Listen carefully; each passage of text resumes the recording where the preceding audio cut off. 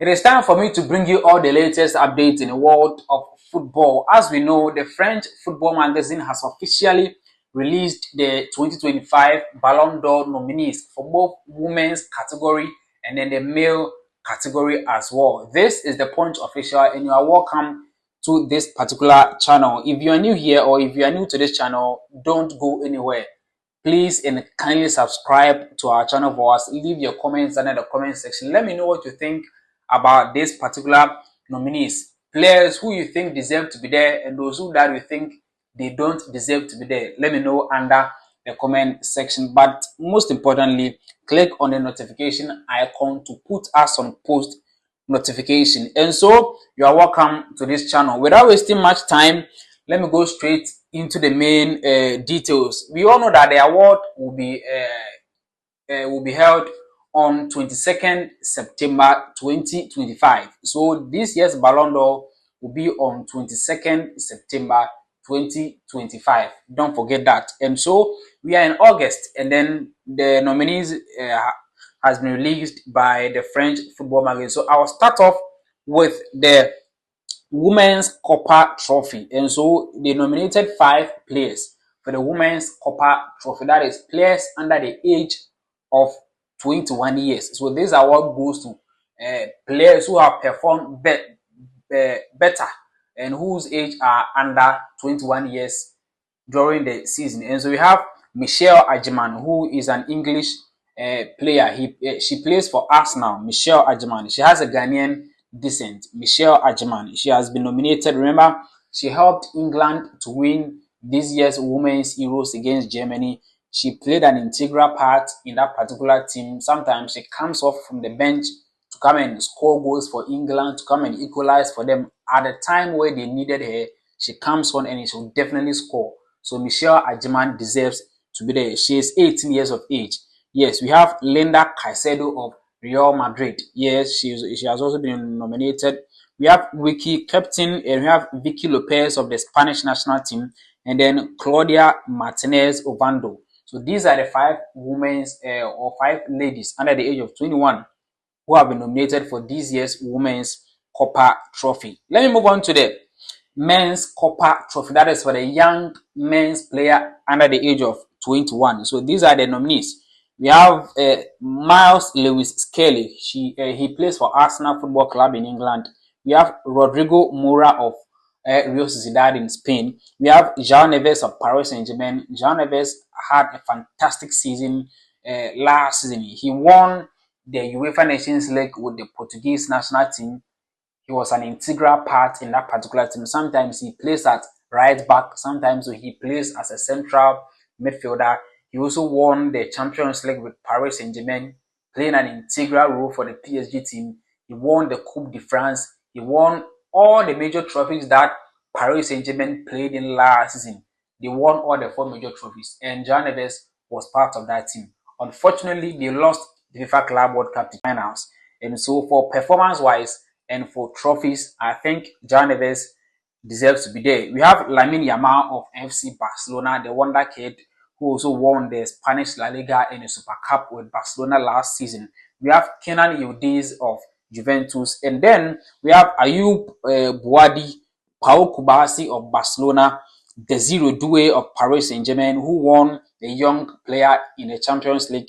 We have Esteval Williams of Palmeiras and then Chelsea. He hasn't played a game for Chelsea. Last season, he spent the entire season playing for Palmeiras. And you have Dean Huijsen of Real Madrid and then Bournemouth. Remember, last season he was playing for Bournemouth and then he joined Real Madrid to play in the FIFA Club World Cup. And so we are talking about performance in choosing the winner. I think they're going to base on his performance last season for Bournemouth. And so if you ask me who deserves to win the Men's Coppa Trophy, I'll go in for João Neves of Paris Saint-Germain. He really did well last season. Let me move on and talk about the Yashin Trophy. So the Yashin Trophy is for the best goalkeeper. Yes, the best goalkeeper under the year review. We have Alisson Becker of Liverpool. They won the English Premier League. We have Yassine Bonu. He's in the Saudi Pro League for Al Hilal. We have Lucas Chevela of Lille Metropole. We have Thibaut Courtois of Real Madrid. and then Donnarumma of Paris Saint-Germain. Donnarumma did well. Emiliano Martinez of Aston Villa, Jean Oblak, Atletico Madrid, David Raya of Arsenal, Marcels of Nottingham Forest, and then Jan Sommer of Inter Milan. These are the goalkeepers who have been nominated for this year's Yashin Trophy. In this category too, I think Donnarumma deserves it. Donnarumma really deserves to win that particular award. Let me move on and talk about the nominees for the Coach of the Year trophy. And so we have 5 coaches who have been shortlisted in this particular category. We have Antonio Conte of Napoli. He went home for a while, then he came back to coach, and then he went to Napoli. He guided Napoli to win the Scudetto, or the Italian Serie A. And so Conte also did well. Luis Enrique of Paris Saint-Germain, fantastic, absolutely fantastic coach, winning the Champions League for PSG for the first time in their history, winning the Coupe de France. He won all the competitions that Paris Saint-Germain competed in last season, except the FIFA Club World Cup. Competitions in France, they won all the competitions in France. And then they came to Europe, they conquered Europe by winning the Champions League. And then they have the UEFA Super Cup to play on the 13th of August against Tottenham Hotspur. And so Luis Enrique is also there. We have Hansi Flick of Barcelona. He won the La Liga last season with Barcelona, scoring Real Madrid left, right, center. He scored Madrid everywhere. So he also deserves to be there. And then the Enzo Maresca. People were calling him a championship coach. That is the Chelsea coach who guided Chelsea. People, especially the Chelsea fans, they didn't even think of qualifying for this season's Champions League, or the Maresca managed to qualify Chelsea for the Champions League by placing 4th in the Premier League. And so they have qualified for the Champions League. They won the Conference League, where they scored Real Betis in the final 4-1. And then they also went to USA, Miami, to win the FIFA Club World Cup. And so Enzo Maresca has done a beautiful and a fantastic job for Chelsea as a coach. As I said, when he came in, people were calling him championship coach, and that he doesn't have that capacity to be a top-notch coach in the Premier League. But he has come to prove that if he is given the chance, he can do better for Chelsea. And looking at the recruitment that Chelsea have made so far, the kind of players that they've signed, I believe going into the next season, Enzo Maresca will do better for Chelsea. And so Enzo Maresca is also there. And then Arne Slot is also there. For me, Liverpool coach, in this category, I think only 2 coaches deserve to win this particular award. It's either Enzo Maresca of Chelsea or Luis Enrique of Paris Saint-Germain. If these 2 coaches, if none of them wins the award, I'll be disappointed in French football magazine, because these 2 coaches, they have done an excellent job last season. They deserve to win that particular award. No disrespect to any other coach in that particular category. And then we have the Men's Club of the Year. Men's Club of the Year. We have Barcelona winning the La Liga, winning the Spanish Super Cup and the Copa del Rey. We have Botafogo from Brazil, Chelsea from England winning the Conference League, winning the Club World Cup. And then we have Liverpool also won the Premier League in England, and then Paris Saint-Germain winning 4 major trophies last season.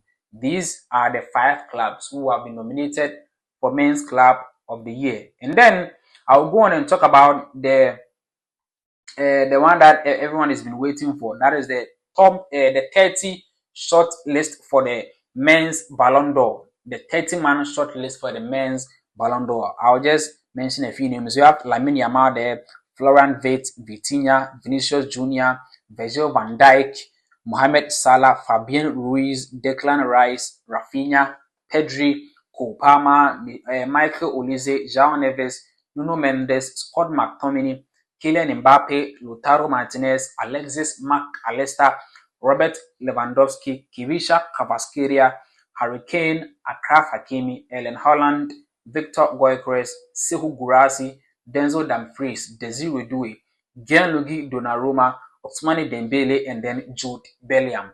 These are the 30 players who have been nominated for this year's men's Ballon d'Or. And the conversation around this whole thing is between Dembele and then Lamine Yamal. For me, I believe Dembele had an outstanding season as compared to Lamine Yamal. Numbers wise, goals, assists, if you put everything together, I think Dembele deserves to win this year's Ballon d'Or over any of the players there.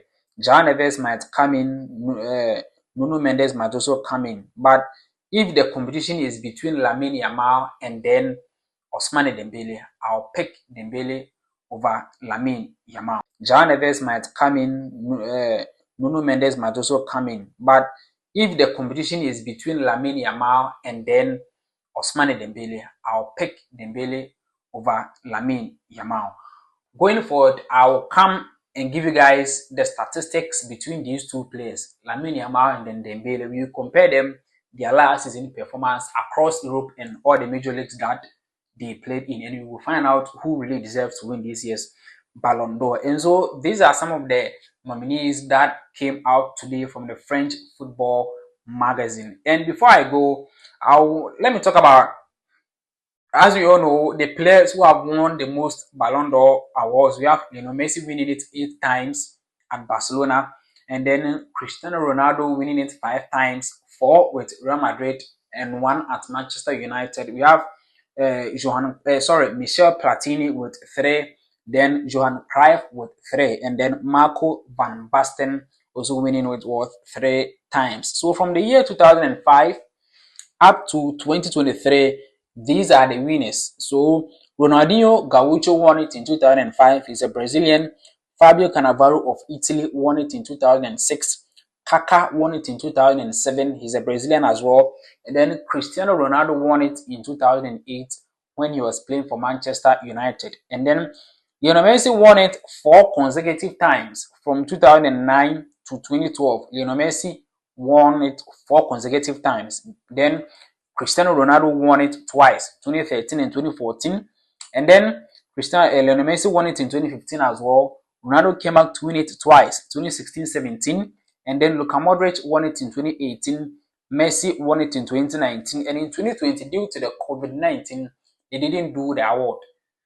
For me, that year, we all know that Lewandowski deserved to win that particular Ballon d'Or, but they didn't do it. And then Messi won it in 2021, Benzema in 2022, and then Messi won it again in 2023. And then 2024, it was won by Rodrigo Cascante of Manchester City. And so we are waiting for the winner in this year's Ballon d'Or. So that those are the winners between 2005 and then 2024. And so I'll leave you here so that I'll come back again, and as I said, I'll give you statistics between Ousmane Dembele and then Lamine Yamal for you to know who really deserves to win this year's Ballon d'Or. And so that is that for you.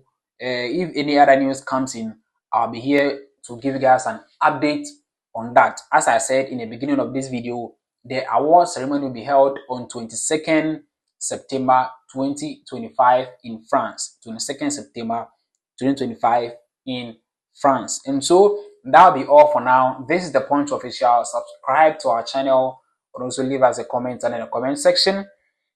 Put us on post notification by clicking on the notification.